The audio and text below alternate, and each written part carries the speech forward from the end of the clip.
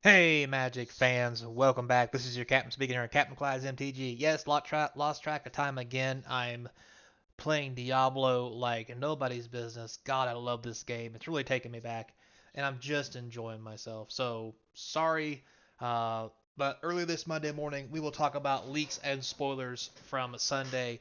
Uh, Not slacking ass in so much as they did preview 4 cards, which is twice as many as Saturday, which makes no sense since it was Sunday and everybody normally takes the day off to do, you know, the day of rest and all that shenanigans. Anyway, still, we got 4 cards to preview, so don't forget to comment, like, and subscribe. Subscriptions will help keep the channel going, and I appreciate it.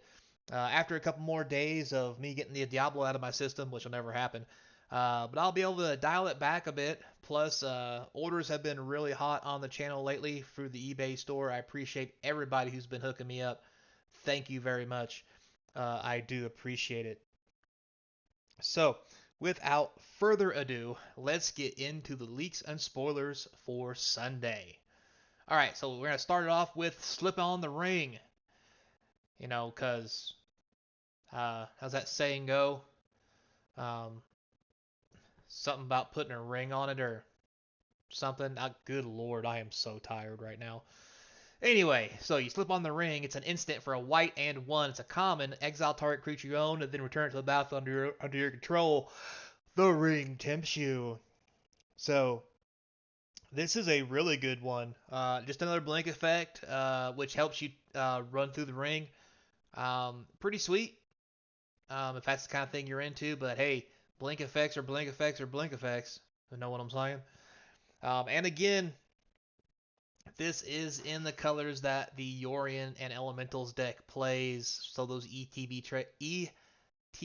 which is enter the battlefield triggers, can just go buck wild. Probably play a little bit of playing Commander, especially.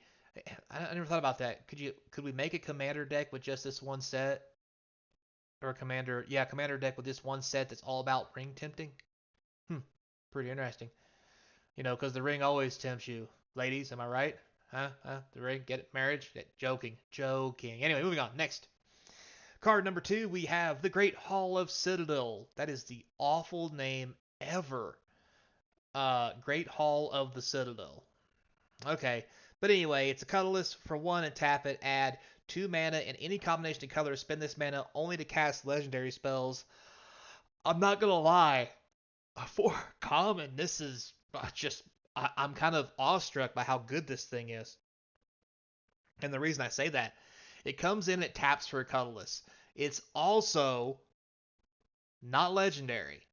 So if you're running a legendary deck in modern or whatever, which is very possible, you could technically play 4 of these and tap them into each other to get 2 mana of any colors for your legendary spells. And notice it says spells, not creatures.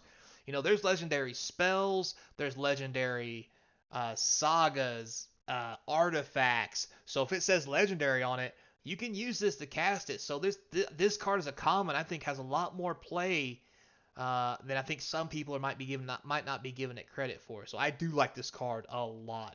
And if you're in Commander, I mean, you're playing one of everything, right? Most of your stuff's legendary anyway. You might as well be playing one of these things. So yeah, grab the foils while you can, guys. And next we have, for card number 3, we have Grima Wormtongue. It's kind of funny how they uh, added flavor to the race for everybody except for Worma, who's still an ugly white guy. But anyway, black and 2 for a 1/4 legendary creature. Your opponents can't gain life. That's already not too shabby. Uh, Tap, sacrifice another creature. Target player loses life. If the sacrificed creature was legendary, you can do amass 2 orcs. So, probably not the greatest thing in the world. Um, but I guess the one plus side to this is not a sorcery speed. So if someone tries to kill your legendary guy, you can at least turn it into 2 orcs and have them lose a life for it. Yeah.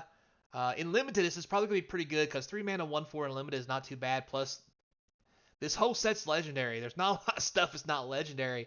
So you should be able to amass orcs pretty easily in the draft format, or maybe even sealed. So I think this might have a little bit of legs, just a little, teeny bit. Why is his fingers so long? He looks like a vampire. His nose is not right. Like, yeah, this is the one white guy we get to keep. Anyway, moving on. And finally, we have Arwen Sterblaka. Actually, it's a Mortal Queen. Sorry. Couldn't help myself. Man, she's still hot. So, at least we got to keep her, right? With that said, you get a white, green, and a 1 for this 2/2 legendary creature, which is an elf noble. When she comes into play, she has an indestructible counter on her.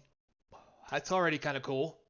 For 1, remove an indestructible counter from Arwen. Target creature gains indestructible in a turn. Put a +1/+1 counter and lifelink counter on that creature. And a +1/+1 counter and lifelink counter on Arwen. So this is a very interesting card.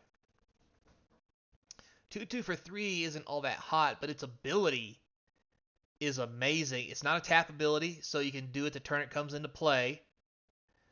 With it being indestructible, it's not like anybody can kill it when it first comes out, so if you need a chump block for a turn, you can. Basically, for 4 mana, if you have another creature on the battlefield, let's say it's a vanilla 2/2, for 4 mana, you put this in play, then remove the counter, and if they don't screw with stuff, everything goes off without a hitch, you get a 3/3 lifelinker and another 3/3 lifelinker for maybe 5 mana. Because let's say the 2/2 vanilla is just, a white and a 1 for a 2/2 vanilla. So there's 2 there on turn 2. On turn 3, you lay this.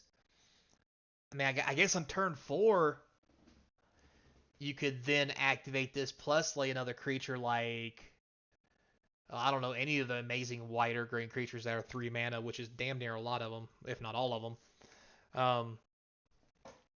And just make some seriously insane cards. I think this has a lot of play. The more I read it, the more I think about what I can do with this, the more I like it. Yeah. And also too, if you play 4 of these, there's nothing wrong with removing the indestructible counter, and then maybe they kill her, but you get to put the +1/+1 on something else, give it lifelink. You can just layer again and repeat process. Because it says put it on another target creature. It doesn't say it has to not have counters on it already. So, like, you can keep making them bigger. Like, I like this card the more and more I think about it. This is probably going to be an amazing limited card in every stretch of the imagination. Great for sealed. Looks like a good commander card. I don't think it's going to see play in modern as much as I want it to. Most elf decks in modern aren't sporting white these days. But I mean, it's not like it's hard to put a plains or some shock lands in and fetch them. So, I mean, it's not like it's out of the question. But I think elf decks probably have better things to do than this. Because they're just trying to, like elf ball is just trying to make elves and punch you in the face really hard. And if they can't punch you in the face really hard, they normally come in and just kick you straight to the groin as they destroy you with an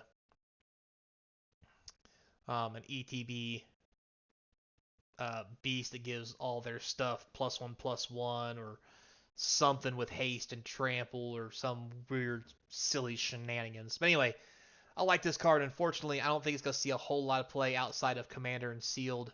Now, this is a limited card, or not limited. This is a standard card. It would also be phenomenal. So there's that.